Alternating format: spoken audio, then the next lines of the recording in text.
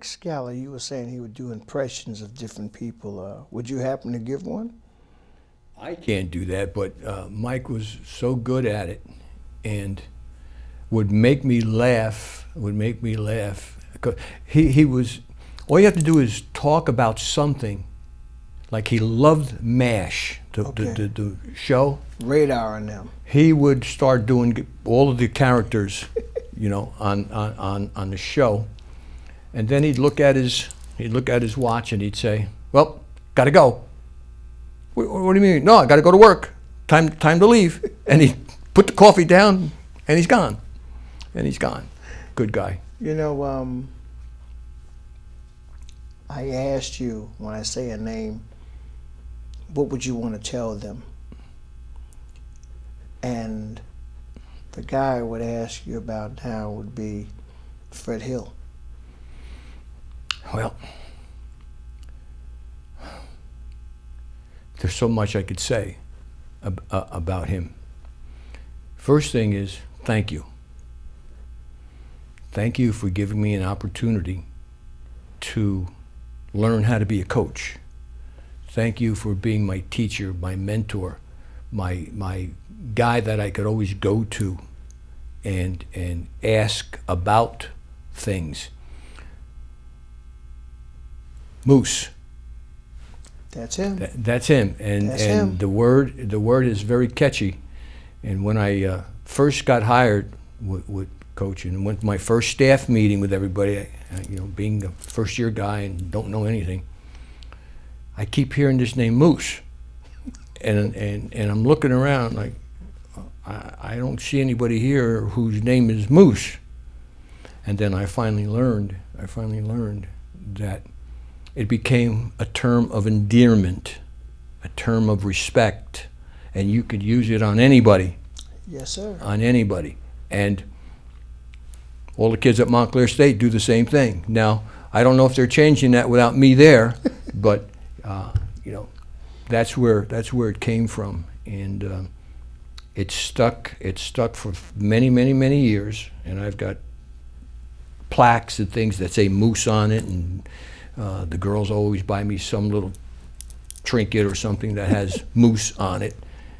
I'm laughing because on staff with you, the first time I heard it, I said, Moose.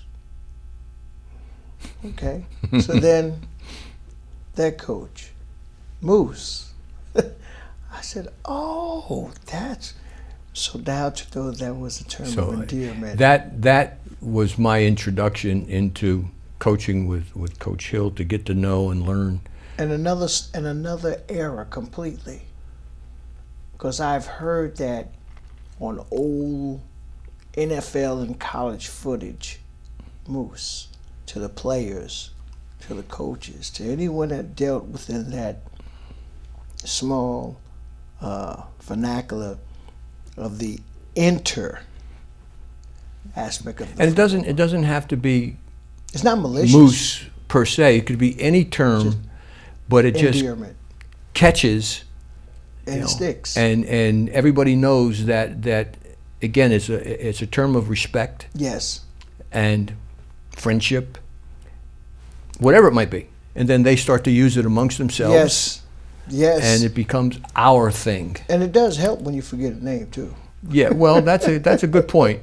That's a good point, because I've done that a few times. I would want to ask you also about Sam Mills. I came, let's see, I was coaching in Pequannock at the time, and Coach Hill got me the job at Pequannock. He said, there's an opportunity here. He said, if I'm offered the job, I'm going to take it. Would you come with me? I said, well, yeah, fine, I'm okay. I'm okay, as long as I get a job out of it, a teaching job out of it. And it went forward. So 1976 was the first year that we coached at Montclair State, and I was still teaching in Pequannock. Bicentennial year. I was a part-time football coach. 77 came. Coach Hill said to me, he said, "There's still no openings. I can't get you on staff full time." He said, "But when it happens, you're the first guy." Okay. 1978 comes. The opening was there, and that's when I started. And Sam, 70, 89, 81, 82, 77. Sam was a freshman in 77. In 77. And my first meeting with Sam is I was helping Coach Hill give out the equipment, so he had me in the shoulder pad part, and I was measuring the kids and putting them on. And I knew who Sam was because I saw him when he made his visit.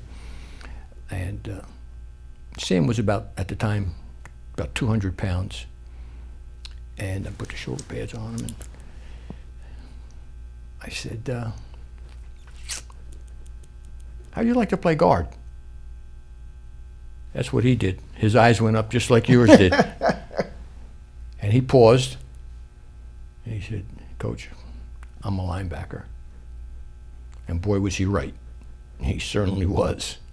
He certainly was. And Sam was the kind of young man and player that was so respectful, always did what he was supposed to do, always on time. If he ever had an issue, he'd always come up and let somebody know, so that he was doing all the right things the right way. Okay. Plus being one hell of a football player too. And he didn't say a lot. He wasn't a loud rah-rah guy. But when it came time to having to say something, he said it. He said it the right way, and he got everybody together. He said, "All right, let's go now and play." See? And boy, could he play. He was really good. Speaking of that, I'm going to parallel Hernandez. Which one? We had 5 of them. Joe. Oh, that Joe. Okay. I thought you were going to the Hernandez brothers. You said Fernandez. Okay, Joe. Big Joe? What type of player was he? Completely opposite of a Sam Mills. But could play. Could play like hell. And but boisterous, emotional. Loud, aggressive. If Joe was a police officer for many years, yes. Worked in the jail for many years. My cousin, my mother's sister's son, was also a police officer. Okay. And we were at a wake, I think. And I hadn't seen Carmen for a while, so we're talking. I said, "How you doing with the job?" He's fine. He said, "I think I met somebody who knows you." Really? Yeah, we have a new guy on the staff. His name is Fernandez. I said, "Joe Fernandez?" Yeah, Joe. So now I'm hesitant to say anything more because I wanted to see what he was going to say. He said, "If there's ever something going on, I want Joe right next to me." He said, because the reputation is, if he's coming into the cell, he don't have to say a word. Everything's going to stop just like that. I said, "Well, that's the Joe I know." That's the Joe I know. And he has a friend that lives across the street from my house. Okay.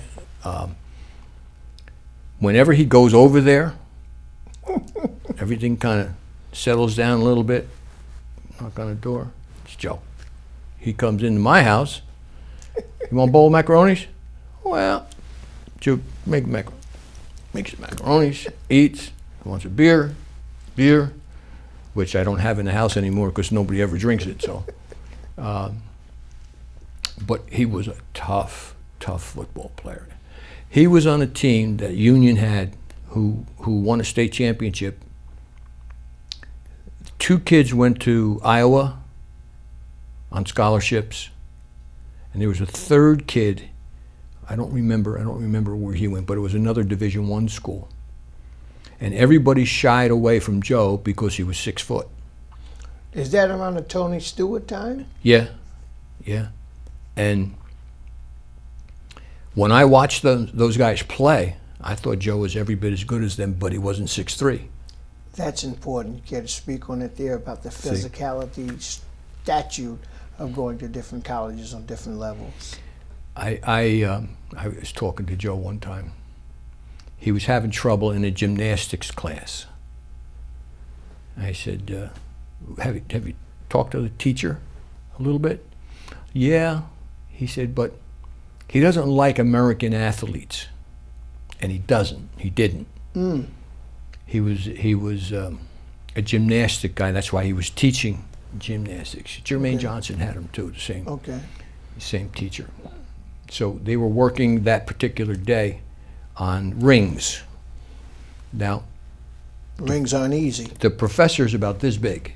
100 pounds. You know, so he gets up on the rings and he shows how the iron cross works. Okay. That's not fair. You American football players, and I don't want to do his accent, but you can't do stuff like this. You play American football, and so now he's mad. Big. He's mad. Dr. Toth I shouldn't have said his name, turns around. Joe gets up on the rings. Now he's 300 pounds. Dr. Toth, you mean like this? And he does the iron cross. Like everybody went, what? Like that? After that, they were good friends. So he was quite an athlete. Yes. Quite an athlete, good player. I got one for you. But you want somebody with you? Who? Oh, yes. Take Joe. Oh, yes. Joe. Yes. Johnny Walker. My guy. John came to us on a transfer, Northeastern. I think it was Northeastern. Boy, that's going back. He had freshman eligibility. So in his first year, he was the punt return, kick return guy, and he had very good speed. We'll say the specialist. Sophomore year, he's now the tailback. He's a starting tailback, and he rushes for over 1,000 yards. Was Joe blocking? Joe was on that team. He